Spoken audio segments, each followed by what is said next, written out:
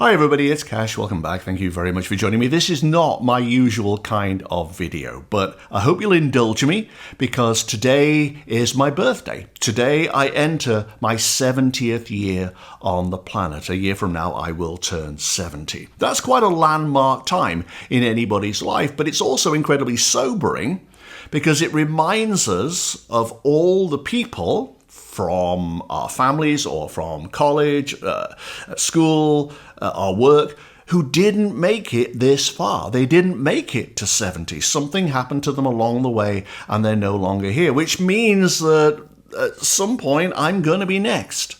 And although I'm not sentimental about things and not really nostalgic about stuff, I just sort of march ahead and do what I do. It did get me to thinking about something that happened to me when I was in my teens, which is quite unusual. At the age of maybe 18, I know I was in college at the time, I made up a list of intentions that I thought I would try to live my life by. Because I have a kind of Aspergery thing going on, everything's about projects and lists and beginnings, middles and ends and stuff. It just has to have a certain kind of order to it.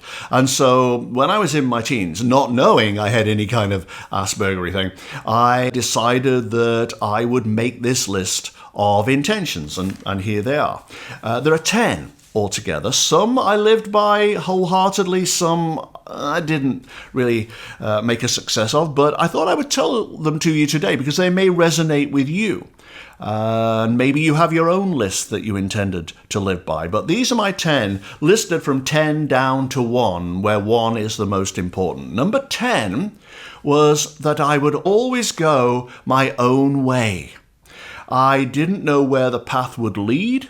I didn't know what I would end up doing with my life, but in every situation, I would endeavor to go my own way. I would say, what do I want in this situation? What is right for me in this situation? And if something wasn't right for me, then I wouldn't go with it. I'd heard so many stories about people who have parents who say, you've got to become a doctor because your father was a doctor and your grandfather was a doctor, or you've got to become a lawyer, or whatever it might be.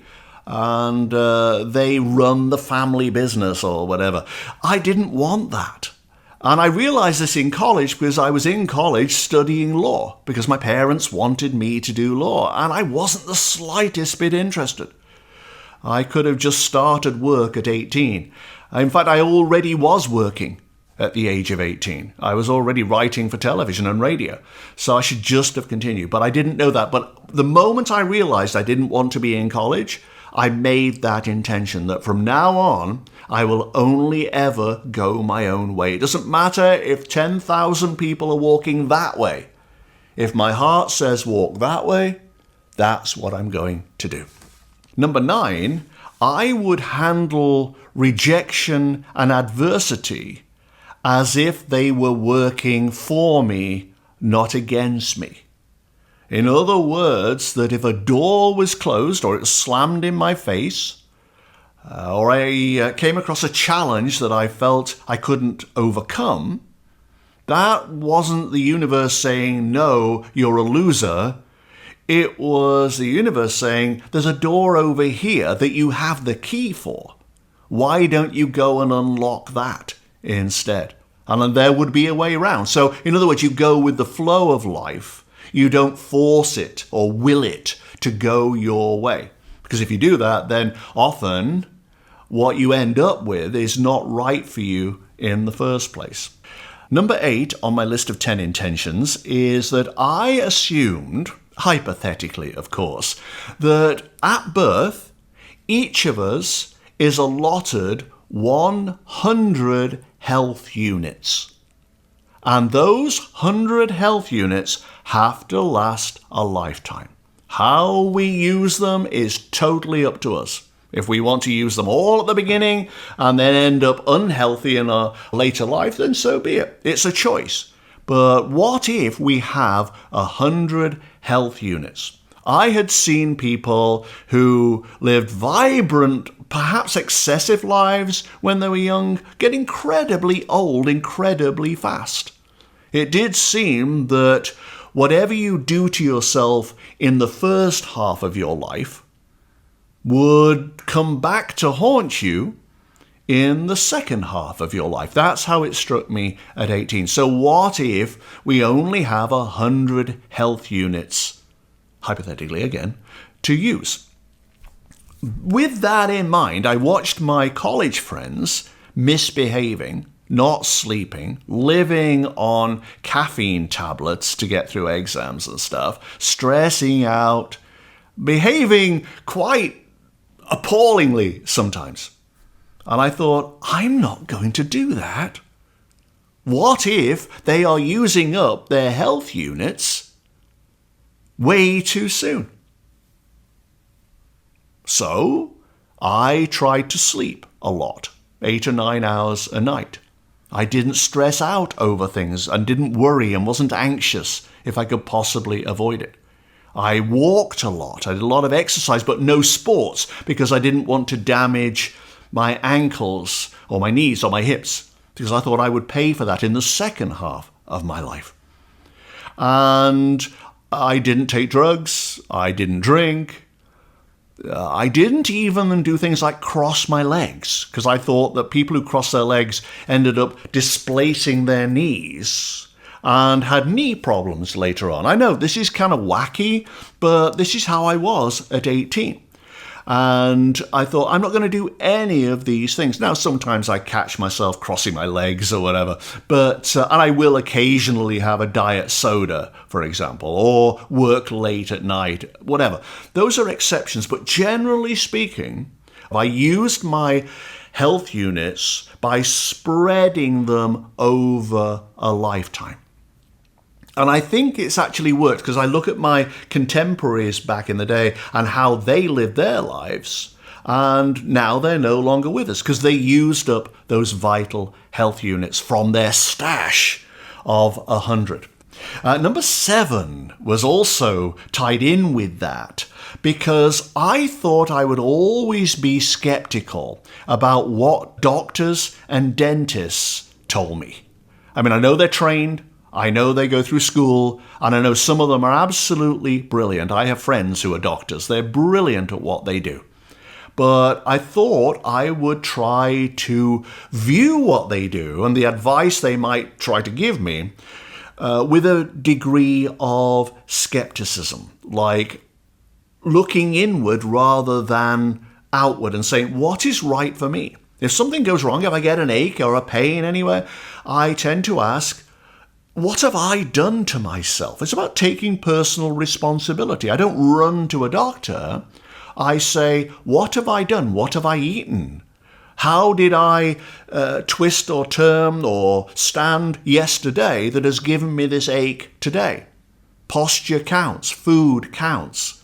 Stress counts. I even thought that if we get toothache, it's not because the tooth is rotting, it's because it's connected by our nervous system to our organs. And so if I get toothache, it's because there's a problem with that particular organ.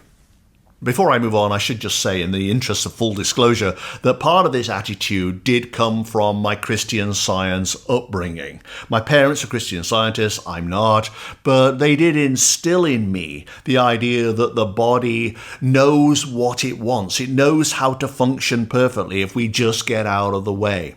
And so by the time I was 18, I already thought, I'm going to ask myself what the problem is before I ever run to a doctor. Although I would go to a doctor if I needed to, of course.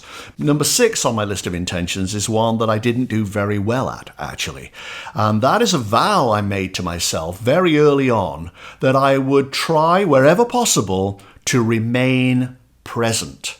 And what I mean by that is that I wouldn't be forever looking over my shoulder at my history and wishing I'd done things differently or said this instead of that or made that decision rather than that one and worrying over what might have happened if and so on. I would simply learn the lessons from yesterday and apply them to today in order to have a better tomorrow. That was basically it. So I would stay present. Equally, I would not waste energy on looking ahead too far. I wouldn't worry about where I was going. I would try to make the best, most informed, and most careful decisions today. And then I would have a certain amount of faith that things would work out down the road. I wouldn't be constantly worrying about where they would go. Unfortunately, where I was working back in my 20s, this is actually like 21, 22, 23, everybody every day read their horoscope. And it became a thing. And it grew from there. People were going to psychics, so I went to psychics thinking about the future, not realizing that nobody actually knows what's going to happen. And so I wasted an incredible amount of energy and time and money on something that bore no fruit at all. And I broke my intention number 6. I've since rectified that, but for a very, very long time, I broke this rule. And I was wrong to do so. I paid the price for that. Number 5 on my list seems quite curious to me now on reflection. But back in my teens, I had absolutely no idea what I wanted to do. I had this vague dream that someday I would like to be on TV hosting a travel show. But that was out of the question at the time. And other than that, I had really no sense of what I wanted to do, which is why I allowed my parents to guide me to college to study law rather than going my own way. But I had no clue. And much to their distress and to the distress of my careers officer and other people, I decided not to go in search of my purpose. I would allow my purpose to find me. I had this stoic belief that if I was here for a reason, that reason would be shown to me. If I was meant to go in a particular direction, that direction would open up to me. And if I wasn't, it would remain closed, like the locked doors. And so I wasn't being lazy when I was sitting around reading or watching television. I was simply gestating. I was allowing life to provide to me what I was supposed to have and what I needed, rather than me clutching at things and clawing away, trying to get somewhere when I didn't even know what the destination was. Well, it turns out that it took until my 60s to find out what my purpose was. I did get a TV show on the Travel Channel, and it was completely wrong for me. That dream was not the right thing for me to do at all. But the intervening years between my teens and my 60s were all laying a foundation. It fits in very much with my philosophy of not trying too hard, not struggling to get where you need to go, because life has your back. There are unseen forces that are watching out for you. So I would simply have faith in life that it would provide for me when I most needed it. And that's always, always, always been the case. Number 4 on my list was very, very troublesome for my parents and the people around me. And it may seem on the face of it a bit like number 10, the one about going your own way, but it's very, very different. I decided in my teens that I would endeavor, wherever possible, to remain an individual. In a world where millions of people do the same thing in order to fit in, I didn't think belonging was as important as living a fulfilled life. I didn't need to fit in, so I didn't go out of my way to be on a team or to join a tribe or to follow the herd. If 10,000 people were going that way, but this way felt better to me, felt more in sync, more aligned with my own energy, that's the way I would go. Now, part of this is to do with that Aspergery thing again, being on the spectrum, albeit in a minor way. But it was also a decision, a conscious decision to ask myself in any situation, am I enjoying this? Is this right for me? How good does this make me feel? And if it made me feel good, I would do it, assuming it was good for me and legal and whatever else. But I would go, okay, I'll go and do that. even though everybody else might be doing the opposite thing. Number 3 on my list. Oh, I thought number 4 was the one that freaked my parents out the most. No, it was number 3. I decided in my teens that I would never do anything solely for the money. Didn't matter how big the paycheck was. If the job or the offer or the contract didn't align with my energy, and it didn't make me feel good, once again, then I would say no to it. By the time I came out of college with my law degree, I'd have made a pretty good corporate lawyer. But I'm glad I didn't take that course now. It would just have been the money at the time that would have been appealing. And I think a lot of people do that.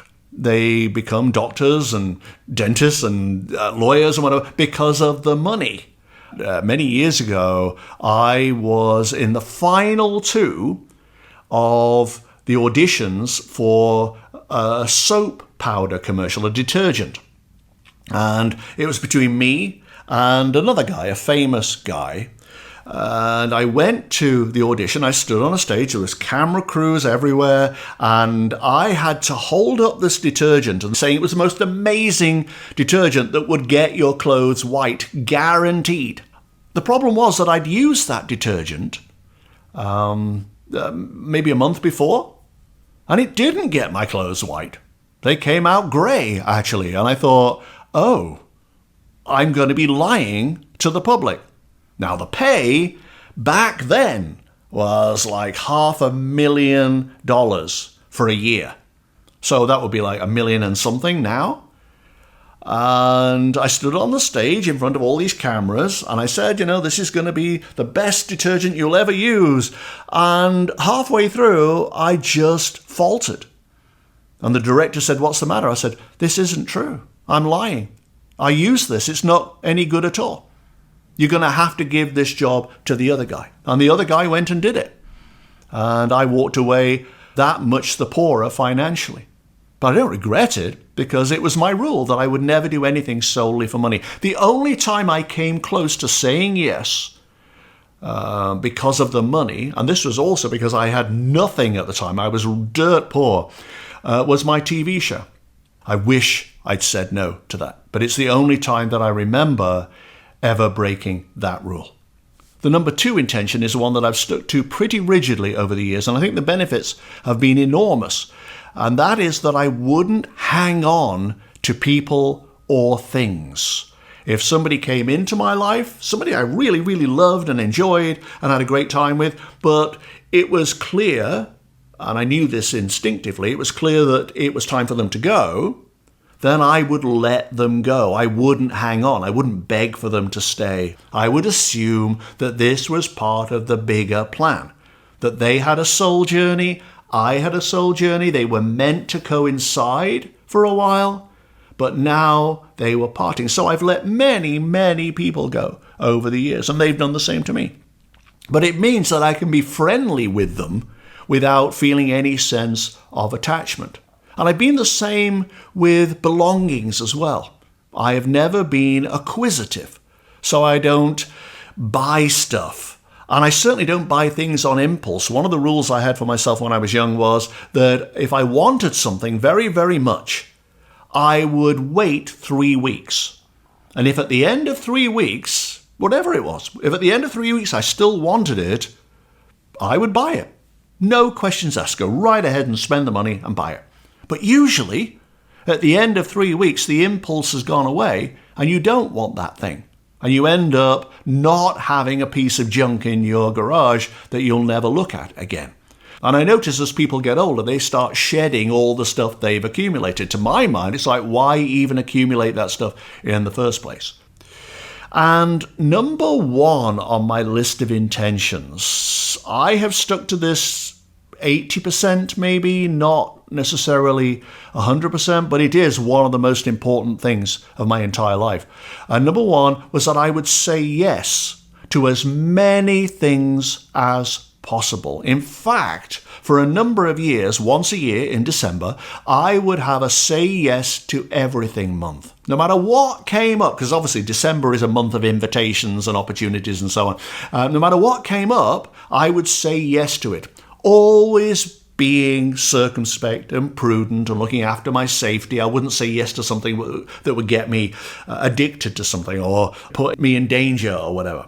But I allowed the universe to put as many opportunities my way as possible, and if they seem reasonable and if they felt in alignment with my energy, I would simply say yes to them, even if I didn't know where they were heading, even if I didn't know where I would end up. I did that thing of stepping out in faith. I always took a deep breath, stepped out in faith, and hoped/expected that the ground would rise to meet my feet.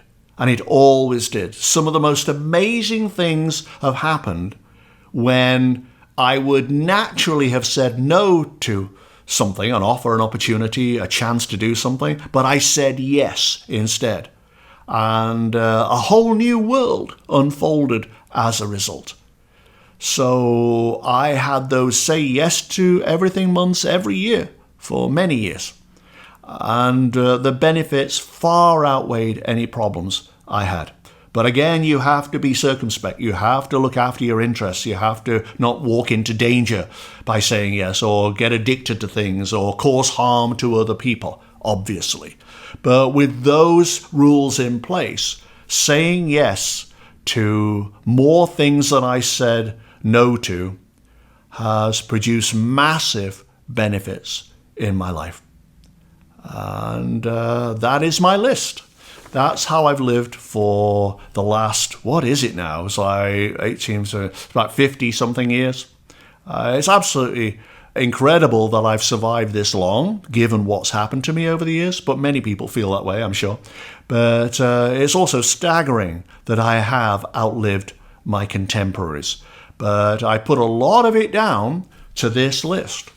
I just did what was right for me, what made me feel good. Treating people with respect and being generous and kind and loving wherever possible felt good to me. So I did that. And there have been enormous payoffs. So thank you very much for watching. I hope that was interesting to you. And I would obviously love to know what your rules for life were, if you set any at all. So maybe comment below in the comment section. But thank you very much for watching, guys. I really appreciate it. And I'll see you very soon. Bye-bye.